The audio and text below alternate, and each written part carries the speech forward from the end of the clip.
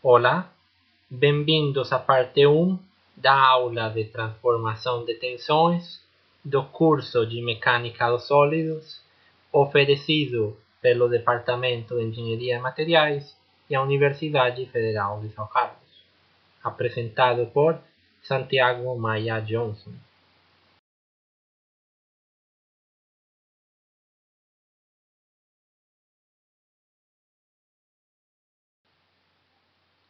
No começo do curso, depois da introdução, nós falamos do que é uma tensão, como encontrar essas tensões, como é que elas são definidas.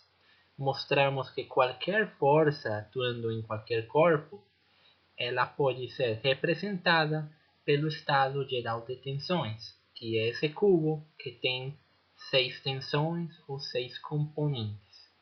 Mostramos que essas 6 componentes elas existem porque são elas as que mantêm o equilíbrio no cubo. As tensões normais, que seriam sigma x, sigma y e sigma c, elas estão em duplas, ou seja, sigma y ela tem que ter um igual, mas no sentido oposto, na face oposta do cubo onde ela atua. Igual acontece com as outras duas tensões normais. Sempre são duas atuando em direções opostas para manter o equilíbrio. Agora, a tensão de cisalhamento, tal, ela precisa ter 4 atuando ao mesmo tempo para manter o equilíbrio de forças, o equilíbrio de momentos.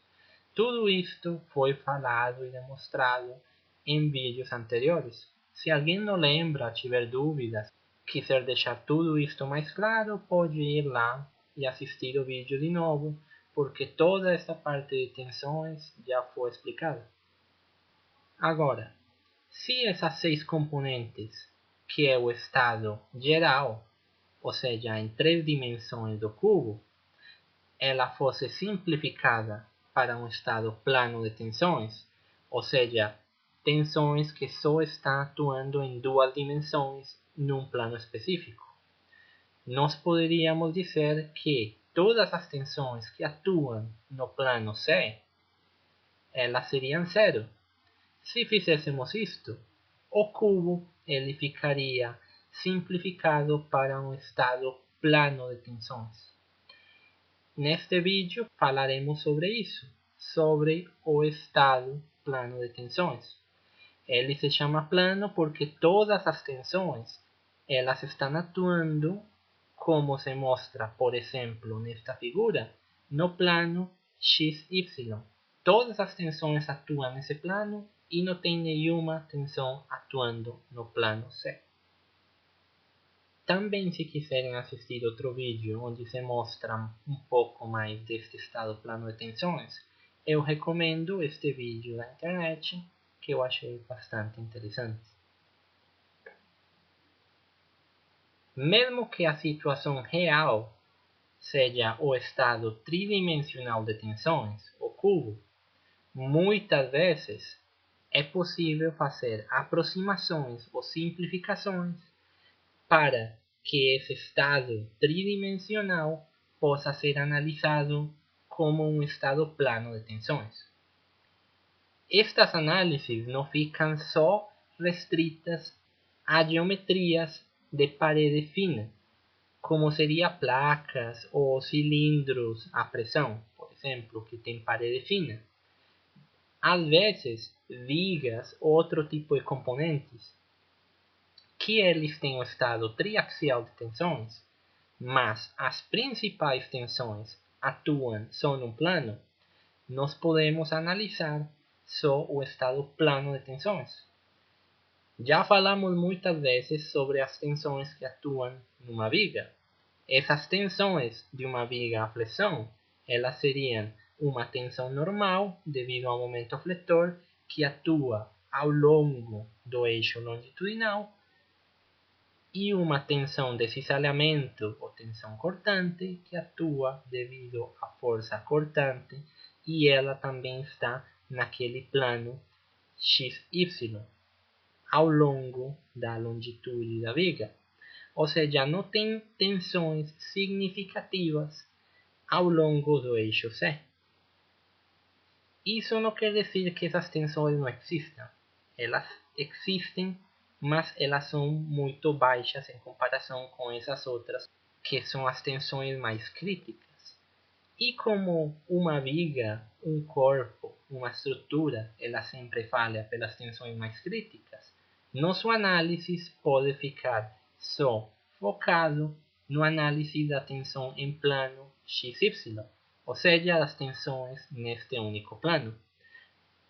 É por isto que muitas vezes é possível analisar uma estrutura só com estado plano de tensões, mas saber quando que vamos passar do estado triaxial para o estado plano depende do critério do engenheiro. O estado plano de tensões é representado por duas componentes de tensão normal, σx e σy, e uma componente de tensão de cisalhamento. Esse estado, como falamos, ele representa as forças que estão atuando no corpo.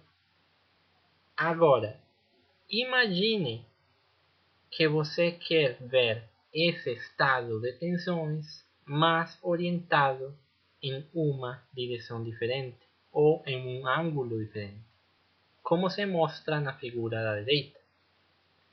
Esse cubo ele estaria girado e teríamos outros dois eixos que não seriam mais o eixo X, sino que agora seria mais o eixo X', porque ele está orientado em uma direção diferente.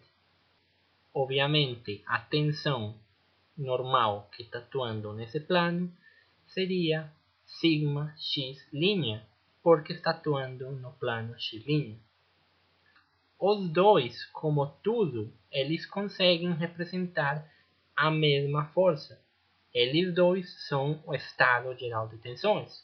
Os dois têm três componentes, mas as tensões σx e σ' certamente não será a mesma, porque elas representam um vetor perpendicular a um plano.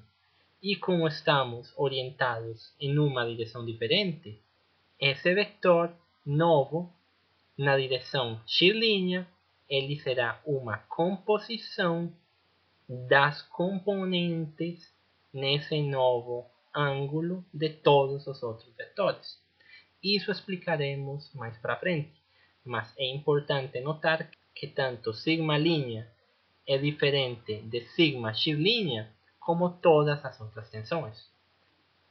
Mas que mesmo elas sendo diferentes, quando vemos o efeito total, ou seja, todas elas juntas, elas estão representando exatamente o mesmo ponto dentro da mesma peça e as duas são representações do estado plano de tensões. Mas por que é importante representar o mesmo estado de tensões num ponto dentro de nossa estrutura, dentro de nosso elemento, dentro de nosso corpo de análise? Por que é importante orientar ele numa direção diferente? Nos exercícios de livro, nas simplificações que fazemos, todas são estruturas feitas do mesmo material, feitas de uma peça única. Mas na vida real, as estruturas grandes e mesmo as pequenas, muitas vezes elas são compostas por vários tipos de cilindros, de placas. Por exemplo, a coluna ou a base dessa turbina eólica, ela é feita com cilindros, mas cada um desses cilindros ele é soldado para conseguir obter as alturas às quais ela chega.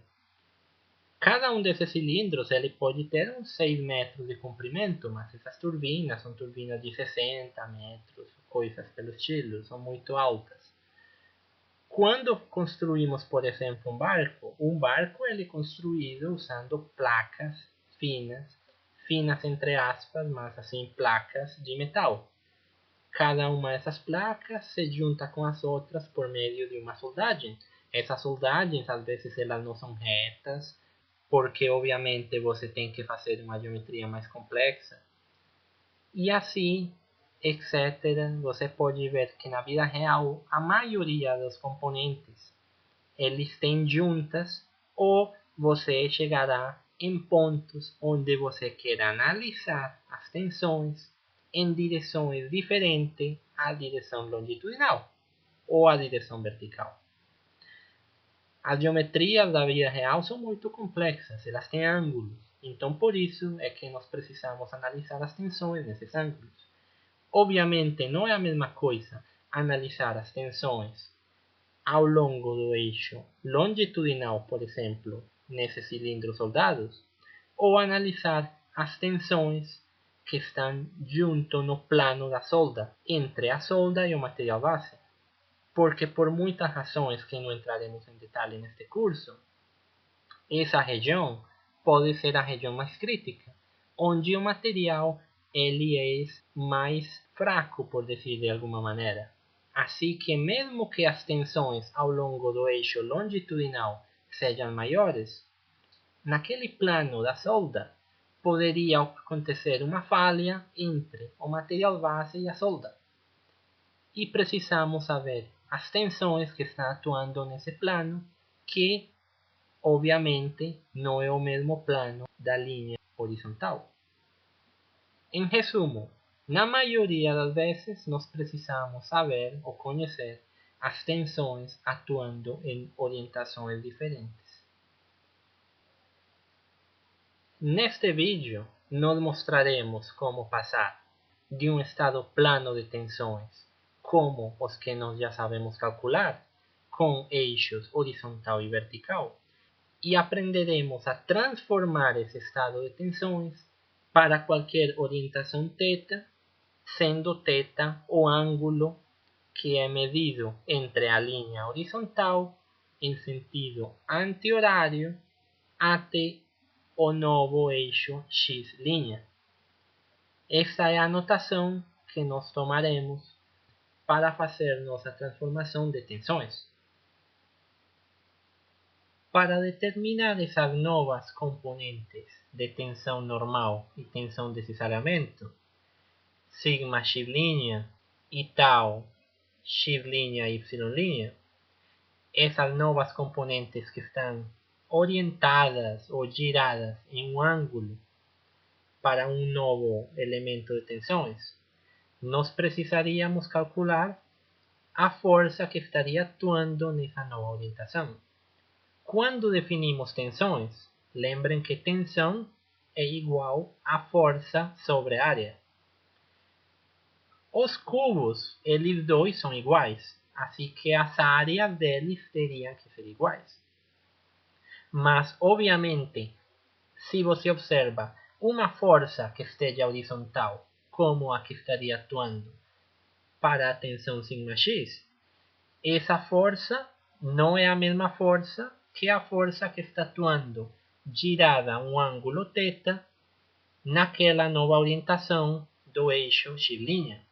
Obviamente seriam duas forças diferentes, como se fosse uma decomposição de um vetor em dois eixos diferentes. Mas, como o cubo é o mesmo, nós teríamos que garantir que a área do cubo girado seja a mesma na qual nós vamos fazer a análise. Assim que, observem uma figura embaixo. Se nós girássemos um cubo, um ângulo θ, a face do cubo, para ela continuar sendo ΔA, ela ficaria numa posição como a que se mostra ali embaixo. E se formaria um triângulo como o que se mostra ressaltado. A altura desse triângulo, ela seria ΔA cosseno de θ, porque seria o cateto desse triângulo retângulo. Igual como fizemos desde o começo do curso, se fazemos um corte imaginário em nosso corpo, aparecerão forças internas. Então, quando fazemos um corte em nosso cubo original para obter uma área delta, que seria a hipotenusa desse triângulo, e tentar ver quais forças que estão atuando lá, aparece uma força perpendicular à nova área que criamos, que seria uma força normal. Essa força, como falamos, é diferente de se fosse uma força horizontal, e por isso é que as tensões σx e σx', elas não são iguais, mesmo que elas atuem em áreas iguais, porque o cubo é igual, só que ele girou. Mas as forças que estão atuando nessas faces não são as mesmas. Assim que o que nós queremos fazer é cortar um elemento do cubo original em uma orientação como a que queremos calcular e chegar a um elemento cortado como o que se mostra na direita. É necessário que o estudante entenda muito desta parte de transformação de ângulos, porque ela será usada muito ao longo do desenvolvimento teórico. É preciso saber o que são ângulos complementares, quando que um ângulo é igual a outro, quando que os ângulos são opostos pelo vértice, quando que são alternos internos. Tudo isto é necessário que o estudante já tenha conhecimento prévio ou dê uma estudada rápida para ver de maneira clara como é que um ângulo é igual a outro. Por exemplo, aquele ângulo θ medido desde a horizontal, avançando em sentido anti-horário até o novo eixo x', esse ângulo θ é exatamente o mesmo ângulo da parte superior do triângulo. E é com essas relações de ângulos que nós vamos obter nossa equação das novas tensões σ' e τ'. Nesta imagem se observa como que seria aquela porção de nosso cubo inicial de estado plano de tensões, só que depois dele ser cortado para que aquela face ou a hipotenusa do triângulo coincida com a do cubo orientado no ângulo θ. Lembrem que tensão é igual a força dividido área. A área da base do triângulo, aquele cateto, ela é só uma fração da área que era antes. Igual acontece com outro cateto ou a face da esquerda do triângulo. Assim que essas forças que estão atuando no cateto da esquerda e no cateto embaixo, elas são menores porque elas estão atuando numa área menor. Mas a tensão, que ela é definida como força sobre área, nós teríamos uma área menor, mas também uma força menor, assim que a tensão, como tensão, ela ficaria igual. Mas se observamos forças, ou seja, se multiplicamos essa tensão σx pelo diferencial de área, que seria delta cosseno θ, seria uma força menorzinha. Isso acontece igual para todas as faces e todos os cortes que nós fizéssemos. Agora, nosso interesse é sempre encontrar a nova tensão que está atuando nesse novo eixo x'. Para isto, faremos uma somatória de forças nesse novo eixo x' e no eixo y'. Lembrem que sempre que nós temos um corpo em equilíbrio, quando fazemos cortes, o corpo também continua em equilíbrio. Então esse triângulo, ele também está em equilíbrio e por isso podemos fazer somatória de forças igual a zero. Para fazer somatória de forças, obviamente temos que sumar forças e não tensões. Como falamos, a força normal que está atuando no cateto esquerdo do triângulo, ou na parte da esquerda do triângulo, essa força normal seria igual a σx delta A cosseno θ. Mas nós estamos sumando forças em relação ao novo eixo x'. E essa força normal daquele cateto, ela não está atuando nesse eixo. Assim que teríamos que decompor essa força em suas duas componentes, uma que estaria atuando no eixo x' e outra que está atuando no eixo y'. Tudo isto é uma coisa de vetores. Temos que decompor esse vetor nas componentes que atuam nesses dois eixos, que são os dois eixos de nosso interesse. Se vocês observam, tanto a tensão normal como a tensão de cisalhamento nos dois catetos, nenhuma das duas está atuando em nenhum desses dois novos eixos, x' e y'. Assim que essas quatro forças, cada uma das quatro tem que ser decomposta em suas duas componentes e sumaremos cada uma dessas quatro componentes dessas forças para fazer nossa somatória de forças igual a zero. Nesta figura, mostraremos como exemplo como é que aquela força normal na direção x, que ela é calculada como σx delta A cosseno de θ, lembrando que delta A cosseno de θ é a área que foi calculada daquela parte esquerda ou do cateto esquerdo do triângulo. Assim que temos tensão multiplicado por área, isso nos dá uma força. Neste exemplo, só mostraremos como decompor essa força nas suas duas componentes no eixo x' e y'. Assim que o ângulo θ por alterno interno seria esse ângulo que se mostra ali, e a componente no eixo x' dessa força seria sigma x delta A cosseno θ cosseno θ. A componente do eixo y seria sigma x delta A cosseno θ seno θ, que seria como se fosse a componente vertical, só que os eixos eles estão girados. Desta mesma maneira, é necessário calcular todas as componentes dessas quatro forças. Não faremos as outras três, mas a análise é exatamente a mesma.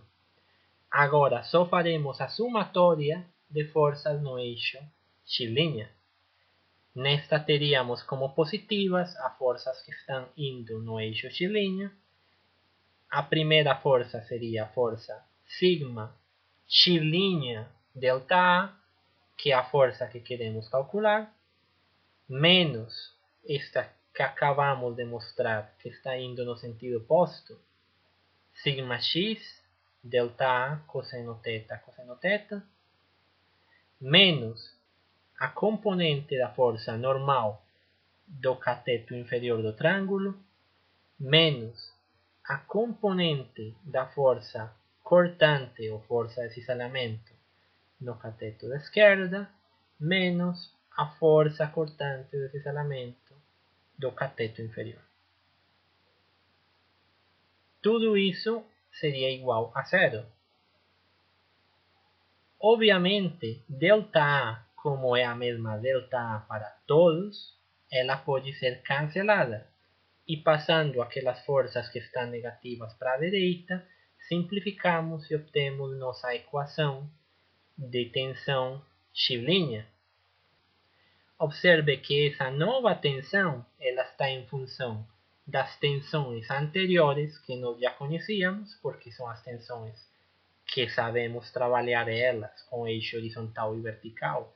Essas tensões já conhecemos, e também do ângulo no qual nós queremos girar ou da nova orientação na qual nós estamos procurando essas novas tensões. Assim que, com isto, poderíamos calcular já essa nova tensão. No caso da nova tensão de cisalhamento, aquela tal x' e y', faremos exatamente o mesmo, só que agora teríamos as componentes que atuam nesse novo eixo y'. Aqui elas estão colocadas como da cor azul. E já tínhamos calculado no slide anterior uma delas para a força normal. Nesta outra figura, mostramos a componente no eixo y' daquela força cortante do cateto esquerdo. Igual, fazemos somatória de forças igual a zero, sumamos todas as componentes das quatro forças, simplificamos e obtemos essa outra equação para tau x', y'. Observe que esta também está em função das tensões anteriormente conhecidas e do ângulo θ. Essas duas equações anteriores, elas podem ser simplificadas usando identidades trigonométricas. E assim teríamos as equações gerais, que aparecem em todos os livros e as que são mais conhecidas, de transformação de tensões, onde σx' seria igual a σx mais σy dividido 2, que seria como uma tensão meia, mas σx menos σy dividido 2 multiplicado pelo cosseno de 2θ.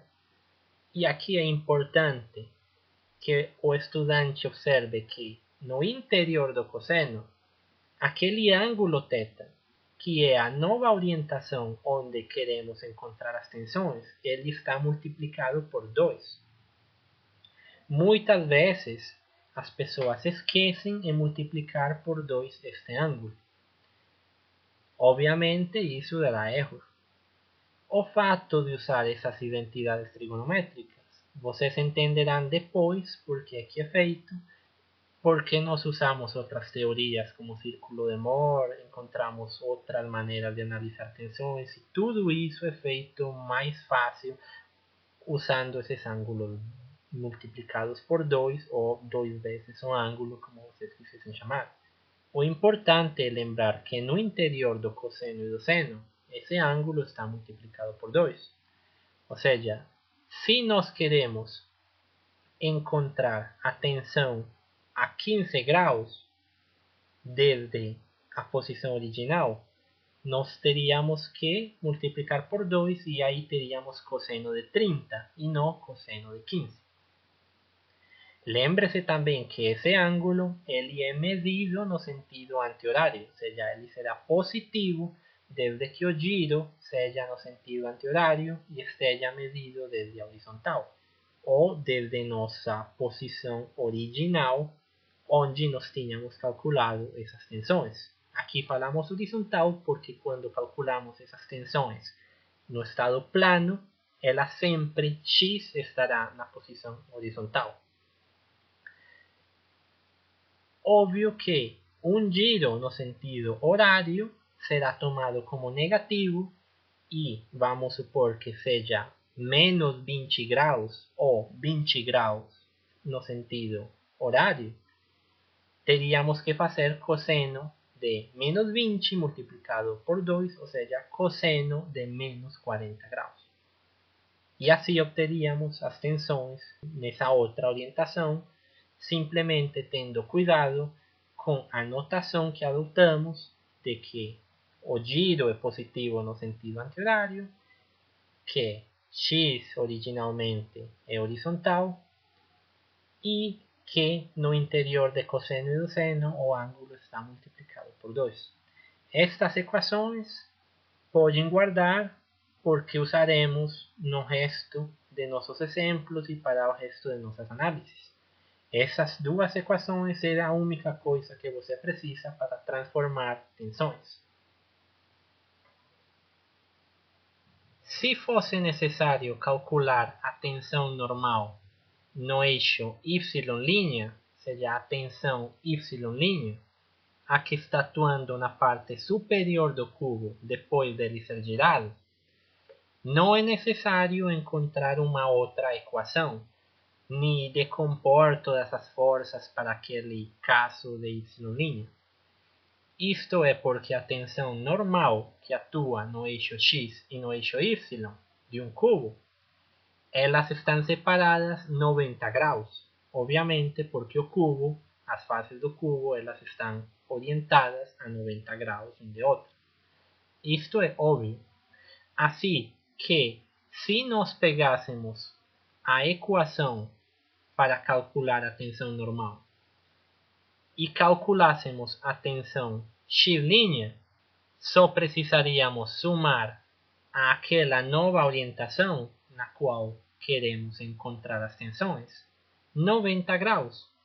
Porque, obviamente, se vamos a girar, vamos falar 15 graus para encontrar a nova tensão normal no eixo x', a tensão y' estará a 15 graus mais 90, ou seja, a 105 graus. E como as duas são tensões normais, nós podemos obtê-la usando exatamente a mesma equação. A única coisa é que aquele ângulo θ, o novo ângulo θ, ele ainda não foi multiplicado por 2. Isto precisa ter cuidado na hora de calcular, porque, como falamos no exemplo, seria 15 graus para a tensão x', multiplicado por 2 seria 30 graus.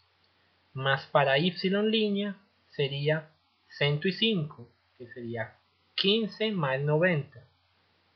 E esse 105 multiplicaríamos por 2, seja cosseno de 210. Tem que ter cuidado porque se multiplica primeiro o ângulo antes de sumar por 90 ou alguma coisa pelo estilo, obviamente teria erros. Mas isto é bom porque assim só precisaríamos de duas equações para calcular a tensão normal e tensão cortante ou tensão de cisalhamento para qualquer ângulo ou orientação que precisássemos. Para aplicar uma transformação de tensões, simplesmente é necessário substituir os dados conhecidos como σx, σy, tau e o ângulo θ nas equações que acabamos de demonstrar. Mas cuidado, porque esses valores eles precisam estar de acordo com a convenção de sinais estabelecida.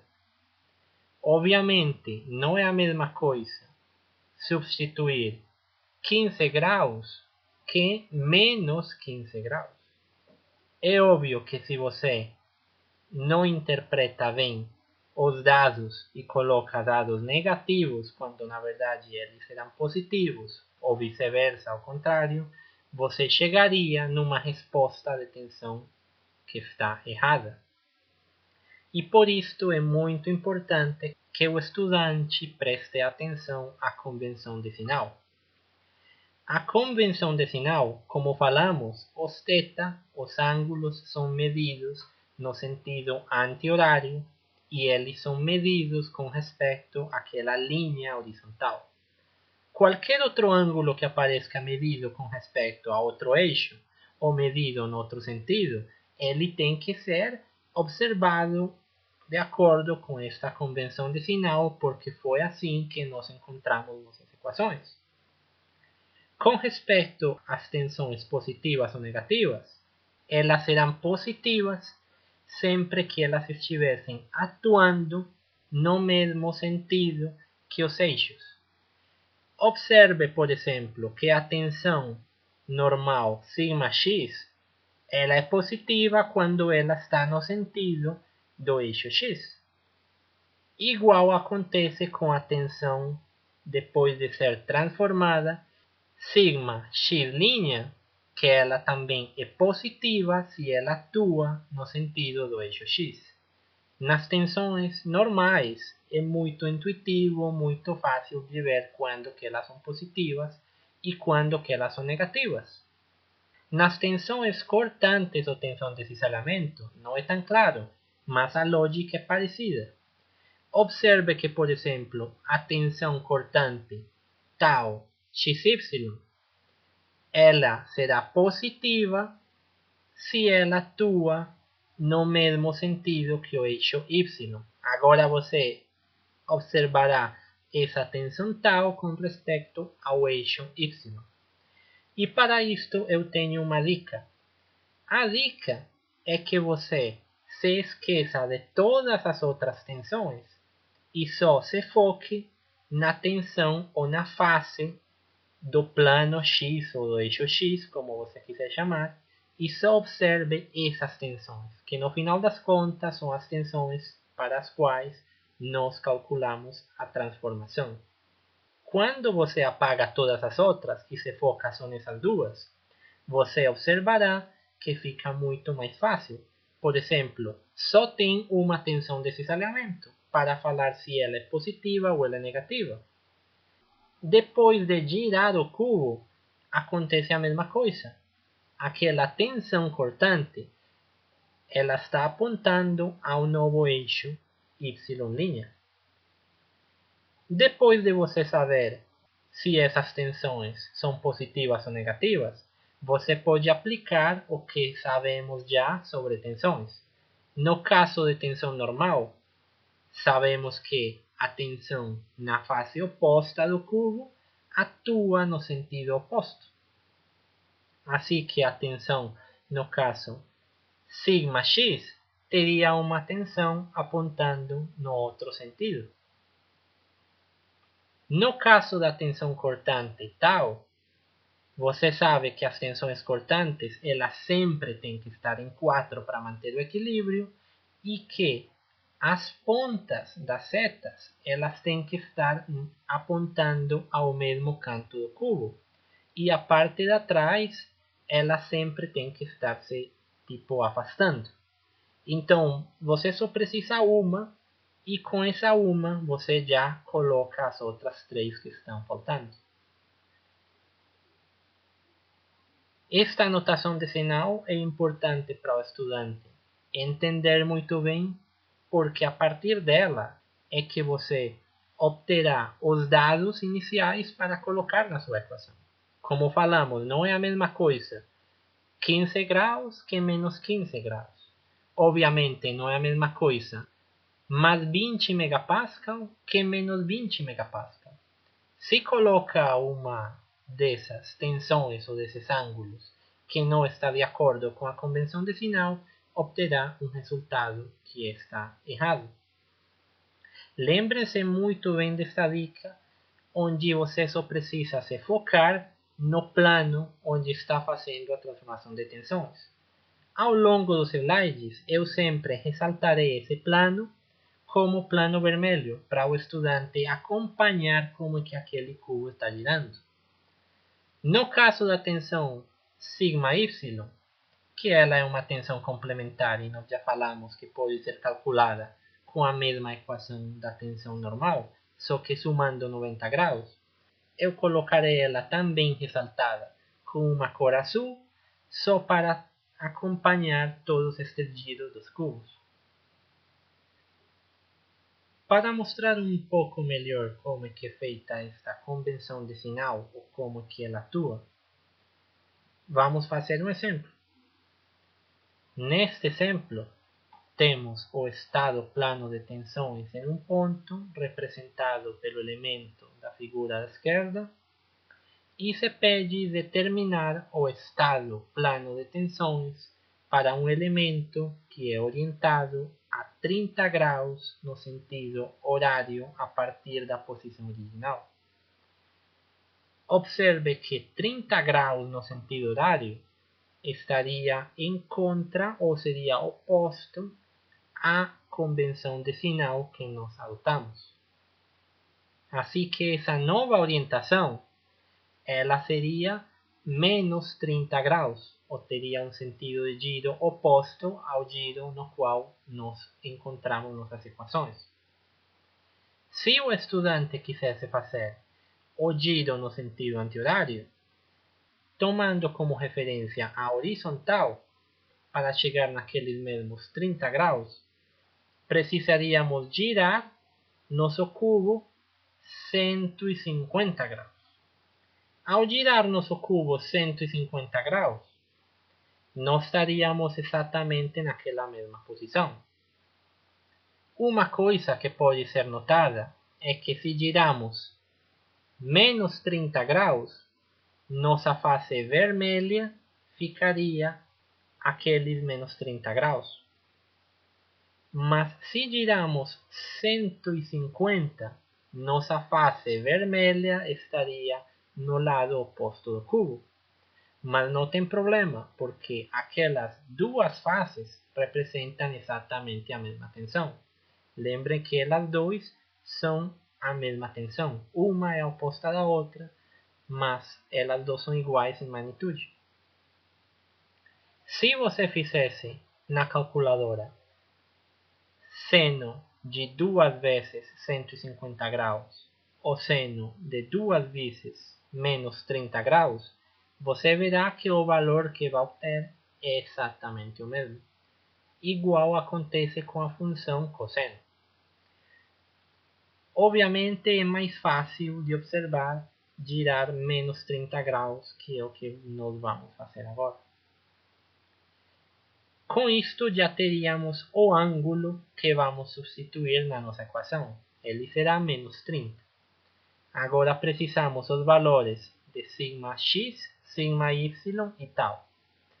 Observando esse cubo ou esse estado de tensões, nós vemos que sigma x ela está atuando na direção oposta ao eixo x. Assim que essa tensão sigma x será negativa, ou seja, nós teríamos menos 80 megapascal.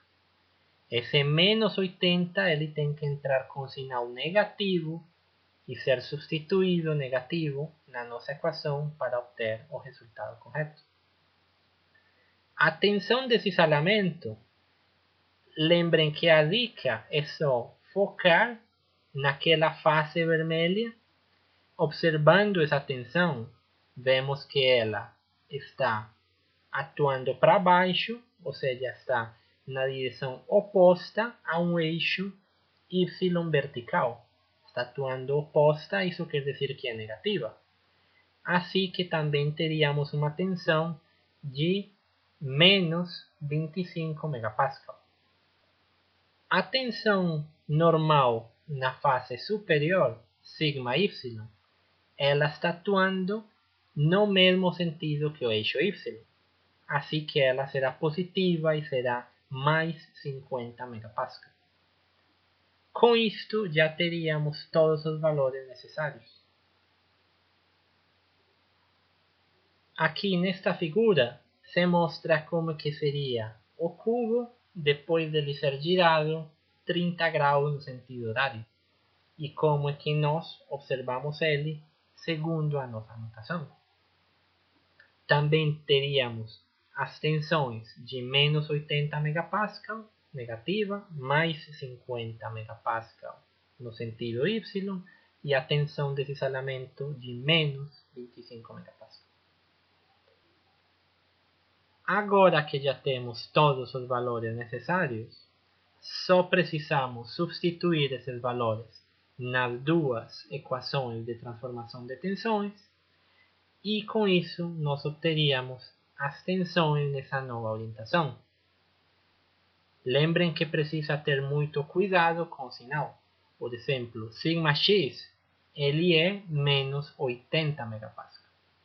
Assim que ele entra como menos 80 megapascal nessa equação. O ângulo ele também é negativo, menos 30 graus. Depois de colocar estes valores e resolver esta equação, teríamos que a tensão normal sigma x' é igual a menos 25,8 megapascal e a tensão desse isolamento menos 68,8 megapascal. Elas duas são negativas. Esse sinal negativo indica que elas estão atuando nas direções opostas ou negativas, segundo a notação que nós acabamos de mostrar. Para calcular a tensão sigma y', como falamos, só precisamos somar 90 graus àquela nova orientação.